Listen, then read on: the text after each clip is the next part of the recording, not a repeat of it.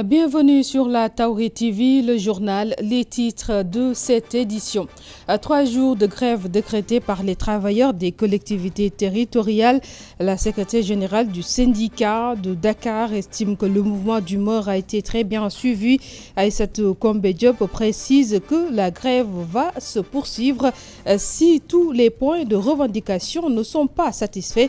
Vous la suivrez dans ce journal également. On parle de la vente des livres islamiques qui ne se fait plus comme avant. Les téléphones portables et autres gadgets sont à l'origine. Il suffit de télécharger ou d'un clic pour avoir des enseignements coraniques. Mais malgré cette concurrence, les vendeurs ne se plaignent pas comme à la Médina. Vous suivrez tout à l'heure le reportage. Également, ce jeudi 22 septembre marque la disparition de Serigne Abdoul Aziz Sy Al-Amin, qui était Al-Amin, affectueusement appelé par les Sénégalais. Sa vie et son œuvre relatées par la Tawhid TV. Vous aurez également le portrait d'El Hadj Malick Sy dans la rubrique Horizon Gamou sur la Tawhid TV. Bienvenue à toutes et à tous. Nous parlons des 72 heures de grève décrétées par les travailleurs des collectivités territoriales et Andouguessem, un mouvement d'humeur très bien suivi selon la secrétaire générale du syndicat national des travailleurs des collectivités territoriales de Dakar, Aïssatou Kombe Diop, de marteler que la grève va se poursuivre jusqu'à la satisfaction de la plateforme revendicative.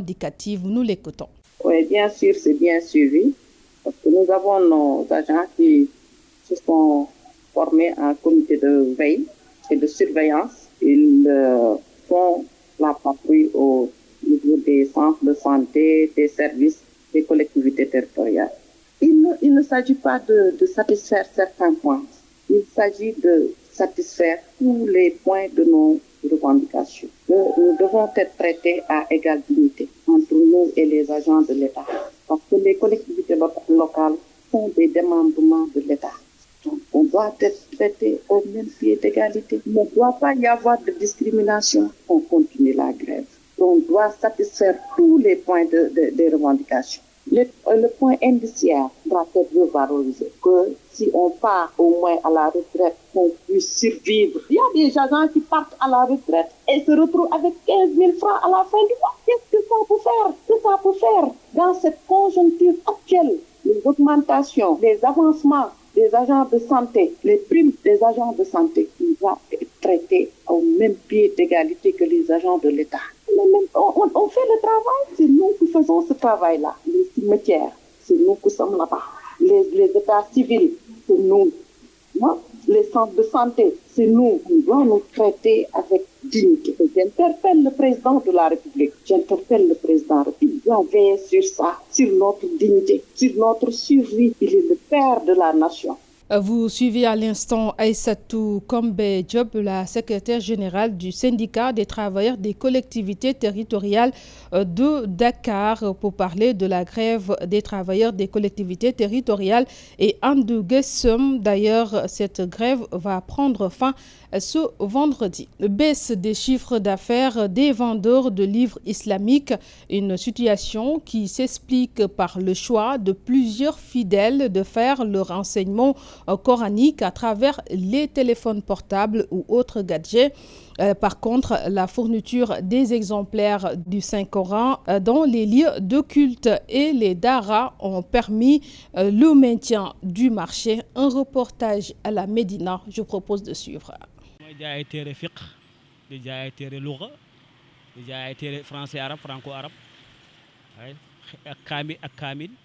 Il a quitté son Fouta natal pour vendre des livres sur l'enseignement et l'orientation islamique.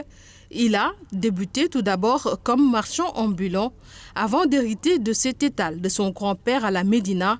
Mais aujourd'hui, Tidiane Dong nous confie que son chiffre d'affaires a beaucoup baissé avec l'arrivée des applications digitales du noble Coran dans les smartphones et autres gadgets. À vrai dire, ce n'est plus comme avant, à cause des applications numériques où les gens peuvent apprendre les enseignements coraniques. Ce qui est facile de nos jours, il suffit juste de les télécharger pour lire ou apprendre le Coran. C'est cela qui a contribué à la baisse de notre chiffre d'affaires. Mais on rend grâce à Dieu. Mais la situation n'est pas aussi alarmante car certains fidèles optent toujours pour la version papier, comme en témoigne cette cliente. L'année dernière, je l'avais fait. J'avais acheté ce livre sacré. Bon, cette année-ci, il y a mon demi-frère qui doit nous recevoir. Donc, je vois que le seul cadeau, vraiment, je vois que c'est le mieux pour nous tous, c'est d'acheter ce Kamil-là, ce Saint-Coran. Les prix varient entre 1000 et 20 000 francs CFA. C'est selon les besoins. Et les livres Wars et Hafs sont les plus vendus. Les prix varient entre 1000 et 25 000 francs CFA. Les Wars et les Hafs que je vends le plus, ou encore la Khaloum, même si c'est un peu rare, car la plupart des Sénégalais utilisent, notamment dans les Dara, les Wars et les Hafs. Malgré l'accès plus facile aux enseignements coraniques à travers la nouvelle technologie, les livres coraniques sont toujours achetés. Pour certains, c'est pour les offrir dans les mosquées, d'autres pour apprendre le Coran. C'est ce qui va entretenir encore le marché. Anniversaire du décès de Serigne Abdoul Aziz Sy Al Amine. Ce jeudi 22 septembre marque le rappel à Dieu du fils du premier khalife de Maodo. La rédaction vous fait un rappel de la vie et l'œuvre de Serigne Abdoul Aziz Sy Al Amine qui était défini comme un régulateur social. Suivons le récit de Alioune Badara Diack. te benn saxu ca kawar ak bokk ñett koy doxal te benn saxu ca kawar loxo làmmiñ tànk.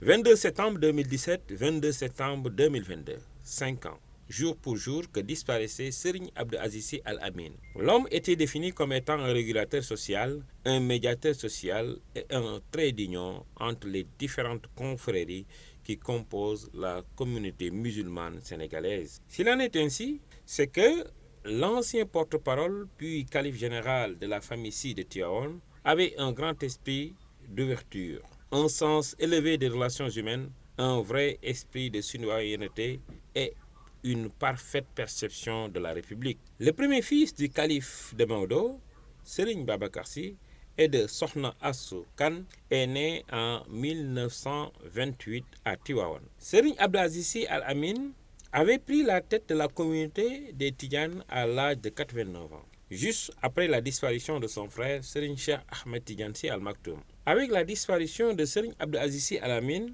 Tivaouane perd son soldat, le bouclier de la tariqa, puisque toute sa vie durant, il l'avait consacré à la tariqa. Il a été un serviteur infatigable de ses frères, jusqu'à l'annonce de son décès, malgré le poids de l'âge et le fardeau du khilafa. Al Amine n'avait jamais montré de signes de fatigue. C'est un guide religieux connu pour son caractère réfléchi, sa franchise et son dynamisme. Il était très généreux dans l'effort de rapprocher les hommes et les peuples. Chantre du dialogue islamo-chrétien, il était un ami de l'Église catholique du Sénégal. Il entretenait ces mêmes rapports avec toutes les familles religieuses du Sénégal, c'est-à-dire les Layènes, les Niassènes, les Mourides, entre autres. Serigne Abdoul Aziz Sy Al Amine avait été très tôt confronté au khilafa. Son père, Serigne Babacar Sy, l'avait très tôt choisi comme son bras droit. Quand celui-ci fut rappelé à Dieu, Serigne Abdoul Aziz Sy Dabakh l'avait nommé officiellement porte-parole de la confrérie tidjane de Tivaouane. Il avait été confirmé dans ce poste sous les règnes de Serigne Mansour Sy et de Serigne Cheikh Ahmed Tidiane Sy Al Maktoum.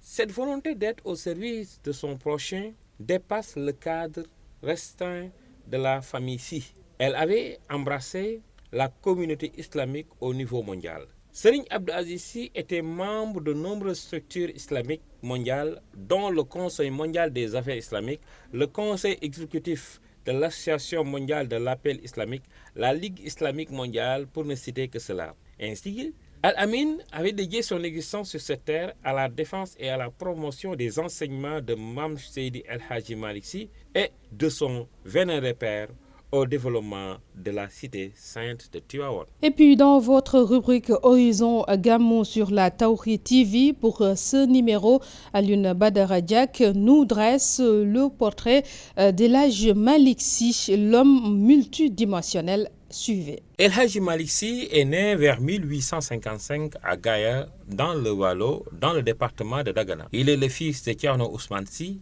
et de Fatoumata Wade, dite Fawade Wele. Son père, qui décéda avant sa naissance, avait donné des instructions concernant son éducation et le nom qu'il devrait porter à sa naissance, celui de son marabout, El Hadji Malick Sow. C'est ainsi que sa mère et son oncle, répondant au nom d'Alfahima Yoro Wele, s'occupèrent de son éducation. Déjà très jeune, il maîtrisa toutes les sciences spirituelles de sa religion et d'au-delà.